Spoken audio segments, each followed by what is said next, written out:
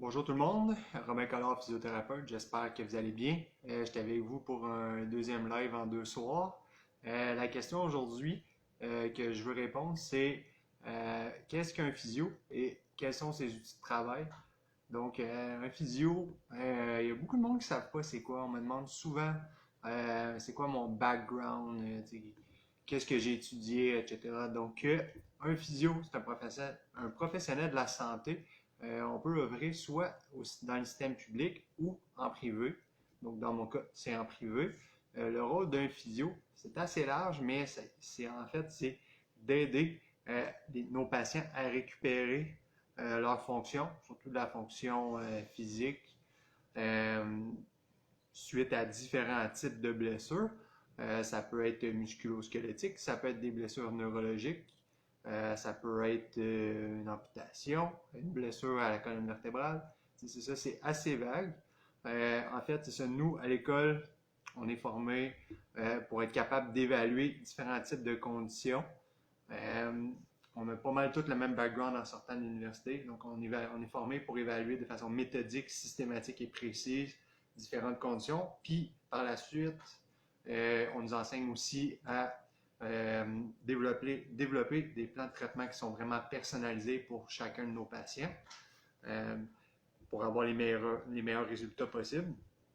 Puis c'est ça. Donc, depuis 2007, chaque physiothérapeute qui gradue de l'université est obligé d'obtenir une maîtrise en physiothérapie. C'est ça. Autrefois, c'était un baccalauréat. Maintenant, c'est une maîtrise. Ce que ça a changé, c'est que les nouveaux physios, par rapport aux anciens, en savent un petit peu plus sur tout ce qui est la littérature scientifique. Donc, on apprend un peu plus à faire une recherche, euh, comment développer une recherche, développer une question de recherche, puis après ça, faire la recherche, trouver des réponses à nos questions. Mais on apprend avant tout à lire tout ce qui est des articles scientifiques dans les différents journaux, puis ça nous aide beaucoup, surtout dans notre carrière, parce que la physio, comme n'importe quel métier, n'importe quelle autre profession, dans le domaine de la santé, on est appelé à toujours apprendre des nouvelles connaissances, à toujours s'améliorer. Puis c'est ça, donc on est très bon pour se tenir à jour, puis lire beaucoup sur le sujet. Puis c'est ça, nous les physios, on est pas mal une des professions qui consomment le plus de formation continue aussi. Euh, En gros, là, c'est ça. C'est pas mal ça pour l'éducation en physio. C'est ça. Les clientèles, ouais. C'est ça. Si je vous parle un petit peu plus, là, je suis en train de lire mes notes là, un peu sur mon ordi. Là. Euh, c'est ça. Au public, le rôle d'un physio, il est vraiment pas pareil au privé. Donc au public, c'est un rôle assez large. On va travailler souvent avec des clientèles, avec des conditions multiples, des cas assez compliqués. Puis souvent, ils travaillent avec des ressources un petit peu plus limitées. Tandis qu'au privé, souvent, on est un petit peu mieux installé. Ça a été une clientèle un peu plus, avec des blessures un peu moins sévères, blessures sportives, des accidents de travail, des, aussi des accidents de voiture. Ça peut être aussi des gens qui ont besoin d'un suivi à domicile, en privé aussi, pour des blessures un petit peu plus complexes, mais qui ne sont pas assez complexes pour être traitées à l'hôpital. Euh, Nous, en privé, parce que je vais parler plus pour le domaine privé parce que personnellement, j'ai fait des stages au public, mais j'ai jamais travaillé au privé. Euh, j'ai jamais travaillé au public, pardon. C'est ça. Donc, nous, notre communauté est quand même assez important. Je vous dirais, ce que les gens connaissent le plus de ce qu'on fait, c'est la thérapie manuelle. Donc, ils viennent en physio puis ils s'attendent à se faire toucher, à se faire travailler des muscles, à se faire mobiliser des vertèbres, peut-être manipuler quelque chose. Euh, Ils ont aussi, fait que ça, c'est une des choses qu'on utilise beaucoup, la thérapie manuelle. C'est pas tous les physios qui ont les mêmes compétences en thérapie manuelle. Il y a énormément de formations sur ce sujet-là. Euh, Ensuite, une des choses qu'on utilise, qu'on fait énormément, puis qui est souvent négligée par nos patients, je dirais, là, qui est très haut là, dans ma liste d'outils, dans mon coffre à outils, ça serait nos capacités à éduquer les gens sur leurs blessures, mais aussi sur les saines habitudes de vie, puis sur qu'est-ce qu'il faut faire pour être capable de guérir comme il faut. Donc, la gestion des blessures, souvent, c'est aussi important que de se faire traiter puis se faire travailler un petit peu. Il faut être capable de gérer notre blessure 24 sur 24. Puis les gens qui réussissent à bien faire ça, puis qui ont un bon physio pour les guérir, ils guérissent beaucoup plus vite.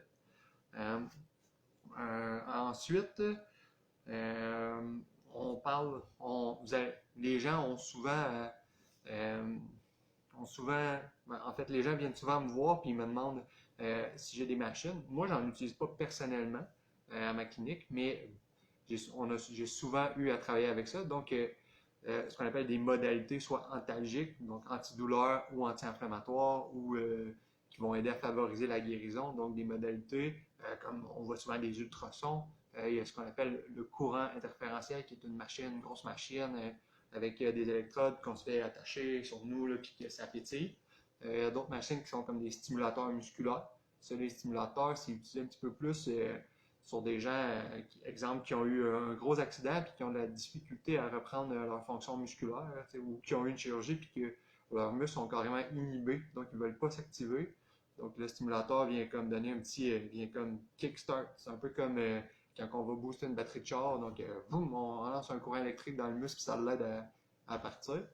Fait que c'est ça, on utilise ça de temps en temps avec les cas applicables. Ensuite, il y a une autre machine qu'on appelle l'iontophoreuse. Ça, utilisé de temps en temps, c'est une machine qu'on utilise pour les gens qui ont des dépôts calcaires ou des calcifications dans les tendons. Par exemple, le cas le plus courant, c'est une tendinite calcifiante au niveau de l'épaule, de la coiffe des rotateurs. On va utiliser cette intervention-là pour essayer de ramollir la calcification ou de la dissoudre. Ça réagit généralement, ça fonctionne, mais c'est pas ce que le plus d'évidence scientifique, mais c'est ça, en ce moment en physio, il y a toujours il y a plein de choses qui existent, mais c'est pas tout ce qui est démontré, mais en même temps, ce qui est pas démontré que ça marche, ça veut pas dire, c'est pas parce que c'est pas prouvé que ça marche marche pas. Donc, on marche un petit peu sur des œufs là, dans ce sujet-là, à ce niveau-là, fait que je dirais que les opinions sont partagées par rapport aux machines, bref, à ce type de modalité-là.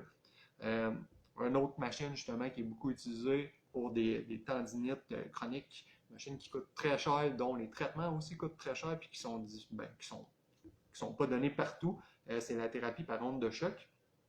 Il y a certaines cliniques là, avec certains physios qui sont formés pour administrer ce type de traitement-là, mais c'est vraiment spécifique, donc souvent,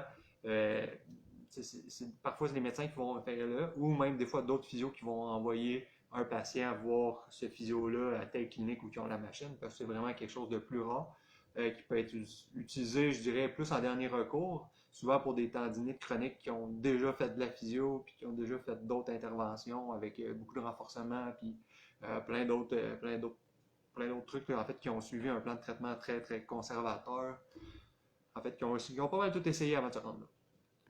Une autre approche qu'on voit de plus en plus en physio, c'est ce qu'on appelle des ponctures physiothérapiques avec des aiguilles sèches. Donc, c'est des aiguilles qu'on plante dans les muscles. Le but de cette intervention-là, c'est souvent utilisé pour relâcher les muscles qui sont tendus. C'est le même genre d'aiguille. Honnêtement, c'est le même genre d'aiguille qu'en acupuncture. Les aiguilles sont insérées de la même façon, un petit tube avec l'aiguille, puis tout petit coup, avec le doigt, l'aiguille rentre. La seule différence, c'est que c'est vraiment utilisé plus pour du relâchement à même le muscle. Donc, ils n'utilisent pas ce qu'on appelle les points d'acupuncture, qui est comme un autre set de points complètement différent. Donc, les physios qui font ça, encore une fois, c'est pas toutes les physios. C'est des formations continues un petit peu plus poussées qui demandent beaucoup de temps, beaucoup d'études pour se spécialiser là-dedans. Donc, les physios qui font ça, souvent, ils ont une clientèle pour ça. Puis, c'est ça. Donc, eux autres, ça va être affiché. Là. Donc, si vous cherchez un physio, il faut le demander. Là, parce que c'est vraiment pas tous les physios qui vont faire ça. Mais il y en a de plus en plus. Je vous dirais que ça commence à être populaire. Je vous dirais que c'est pas mal ça. Ah oui, j'ai oublié. Une autre affaire, j'ai juste oublié de l'écrire dans mes notes, qu'on s'attend souvent aussi à avoir quand on va en physio. En fait, deux choses qui me reviennent en tête. Il y avait les tapings, les fameux tapings. Ça, souvent, c'est plus pour des blessures sportives, mais encore là, des fois, il y a certaines blessures qui nécessitent Ça peut toujours être bon, faire un taping correctif ou un petit taping pour nous rappeler de faire attention à notre posture. C'est quelque chose qu'on utilise de temps à autre en physio, qui, quand, quand c'est approprié, ça fonctionne bien. Puis la dernière chose qu'on donne beaucoup en physio, c'est que si votre physio vous en donne pas, c'est pas normal, c'est des exercices. Pourquoi? Parce que les exercices, c'est pas mal ce qui a été prouvé pour fonctionner le plus souvent pour à peu près toutes les sortes de blessures. Puis en même temps, c'est quelque chose qu'on peut faire à la maison, par soi-même, qu'on peut contrôler, versus, exemple, la thérapie manuelle ou une des machines que je viens de vous parler. Ben, ça, vous ne serez pas capable de vous traiter vous-même avec ces modalités-là. Vous allez, versus un exercice que vous avez juste à faire dans votre salon, à la maison, n'importe quand. C'est ça. L'exercice, souvent, donne de bons résultats parce qu'il est plus polyvalent. Puis aussi, ce que ça fait, un exercice, quand c'est bien ciblé, c'est qu'exemple, on vient travailler le bon muscle, on est capable, nous les physios, de cibler exactement le bon exercice, puis aussi de vous aider avec le dosage. Ça, c'est une autre de notre force. Oui, faire un exercice, ça peut être bon, mais souvent, il faut être capable de le quantifier, savoir combien de fois le faire, quand le faire, quand est-ce le progresser. Souvent, l'erreur qu'on voit le plus souvent, c'est que les gens essaient de progresser trop vite, puis ils ne laissent pas le temps à leur tissu. Quand je dis tissu, ça peut être les ligaments, les tendons, les muscles, les os, de s'habituer au stress mécanique. Donc, le stress mécanique étant l'exercice. Donc, si on augmente trop vite, surtout après une blessure, il y a beaucoup de chances de se reblesser. Nous, le physio, un de nos rôles, en fait, c'est ça, on est des pros des exercices, puis notre rôle, c'est vraiment d'aider les gens à les progresser graduellement. Donc, c'est quelque chose qu'on fait énormément. Puis je vous dirais, ça fait pas mal le tour de tout ce qu'on peut faire en physio. Puis en gros, dans une séance de physio, pourquoi c'est aussi efficace la physio, c'est qu'on n'utilise jamais juste un seul de ces outils-là. C'est qu'on utilise plusieurs outils avec chaque patient. C'est pas vrai qu'on va utiliser tout ce que je viens de vous énumérer à chaque fois avec chaque patient, parce que ça n'aurait pas d'allure, puis de toute façon, ça serait pas approprié. Mais on utilise tout le temps plusieurs modalités, puis une autre chose qui a été énormément prouvée avec la recherche, peu importe les types de conditions, c'est qu'une approche multimodale, donc où on utilise plusieurs interventions ou plusieurs modalités, c'est toujours pas mal efficace. Souvent, c'est pas mal plus efficace qu'une chose tout seul. Donc, un bon physio devrait toujours utiliser, ne devrait jamais mettre toutes ses œufs dans le même panier puis faire une seule chose. Il devrait avoir une approche où il va approcher le problème par plusieurs avenues pour justement avoir un meilleur résultat. Donc, j'espère que ça vous a éclairé un petit peu plus sur c'est quoi la physio. C'est sûr que juste parler comme ça, des fois, ça serait plus le fun d'avoir un petit visuel sur les machines puis les affaires que je parle, mais en même temps, je pense que ça devrait vous donner déjà une bonne idée de qu'est-ce qu'on fait en physio. Mais dans les prochaines capsules, je vais élaborer un petit peu plus sur à quoi ça ressemble une évaluation, un traitement, etc. Puis on va rentrer un petit peu plus en profondeur là, dans le monde de la physio. C'est ça pour aujourd'hui. Bye bye, merci d'avoir visionné.